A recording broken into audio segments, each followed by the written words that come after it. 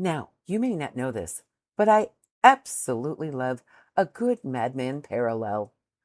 Handsome men in gray flannel suits, day drinking their way through Madison Avenue, occasionally having a nervous breakdown in a stairwell. But here's what nobody tells you. Scranton wasn't just supplying paper to those ad men.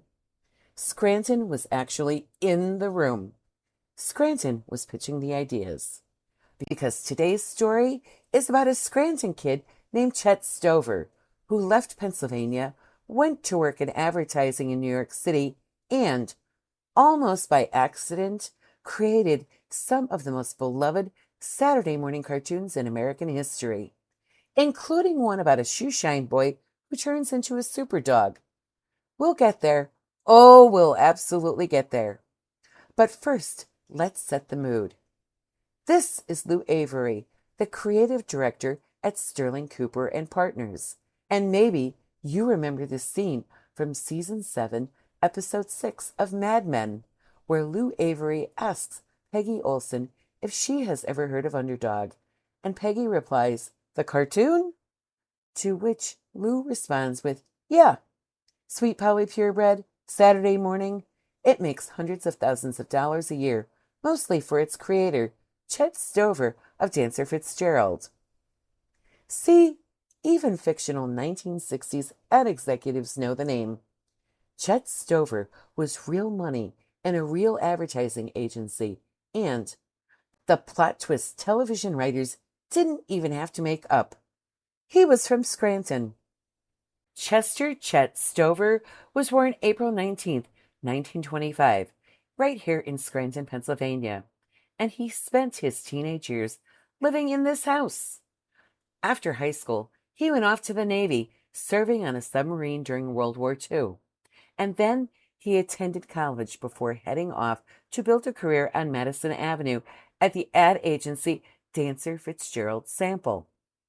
And in the late 1950s, Stover had the General Mills cereal account, which meant his job essentially was to make children scream at their parents in the cereal aisle. A noble profession. To do that, in 1959, Stover teamed up with account man W. Watts Buck Biggers, ad man Treadwell Covington, and an artist named Joe Harris to form Total Television, also known as TTV. Their mission? To compete with the likes of Hanna-Barbera by creating shows that were witty, musical, and most importantly, perfectly branded for their sponsors. 4 ad guys decided the fastest way to a kid's brain was through a cartoon character. Groundbreaking analysis, gentlemen. Truly ahead of your time. Their first hit in 1960 was King Leonardo and His Subjects, which was the second color cartoon series on NBC's Saturday morning schedule. Then, in 1963, came Tennessee Tuxedo and His Tales. A penguin at a zoo dreaming up wild schemes with his walrus buddy, Chumley. And this one matters because Tennessee Tuxedo is widely credited as the first educational show made specifically for Saturday morning kids.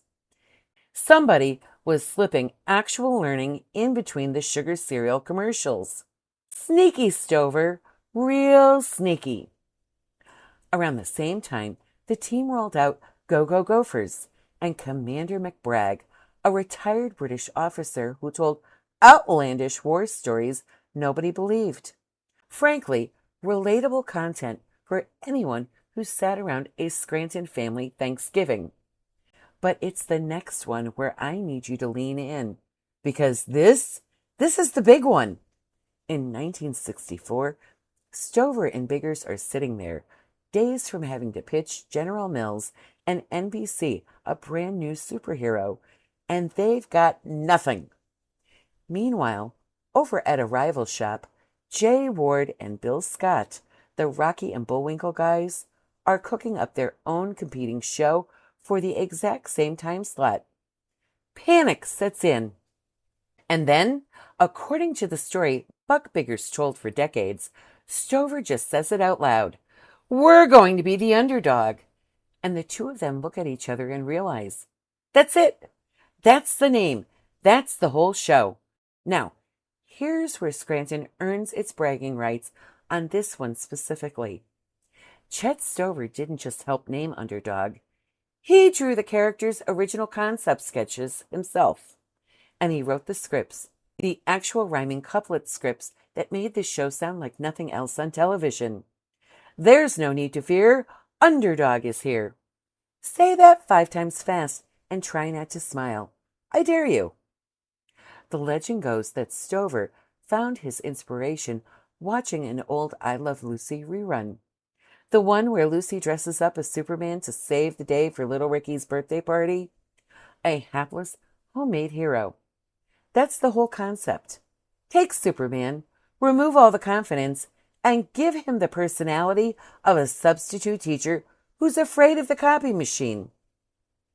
Joe Harris then drew the finished character, a mild, bespectacled shoeshine boy who ducks into a phone booth and transforms into a caped, crime-fighting beagle in a red and blue costume, deliberately colored the opposite of Superman's suit. His love interest, TTV reporter Sweet Polly Purebred, kept getting kidnapped by villains Riff Raff the Wolf, a typical gangster type, and the wonderfully named Simon Barr Sinister, who used the phrase Simon Says when performing a dastardly deed. An underdog kept swooping in to save her, usually by demolishing the wrong building first. Comedy gold, courtesy of Scranton. Underdog premiered on NBC on October 3rd, 1964. Produced under the studio Stover founded with his partners. It ran for 3 seasons, then thrived even longer in syndication, becoming a certified top 10 hit.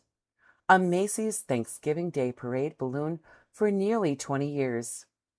A plot point on an episode of Friends, and eventually made its way to Hollywood for a full theatrical movie in 2007. 60 plus years later, people are still doing the rhyme in the comments section. It never left. Total Television eventually closed shop in 1969 after new Federal Communication Commission rules changed how single-sponsor kids shows could operate. Stover and his partners chose to fold rather than compromise the work, which I personally think is the most Scranton decision a Scranton man could make.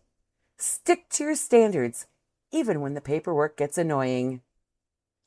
Chet Stover passed away in January of 2016, but every single Saturday morning cartoon that ever tried to sneak a joke past a kid's parents owes him a debt. A shoeshine boy from a phone booth, an educational penguin at a zoo, a British commander who never stopped bragging. Chet Stover didn't just sell cereal. He sold us on the idea that even the smallest among us can be super. All from the pen of a guy from Scranton, Pennsylvania. So next time someone in your office quotes Mad Men and acts like Madison Avenue invented American culture, you tell them Scranton got there first. In a phone booth, wearing a cape. If you love finding out about Scranton heroes who secretly ran the entire entertainment industry, be sure to check out our playlist, The Scranton to Hollywood Pipeline. Hit subscribe, ring that bell, and remember, there's no need to fear because Scranton is always here. I'm Miss Scranton, and I'll see you on the next road that leads right back here.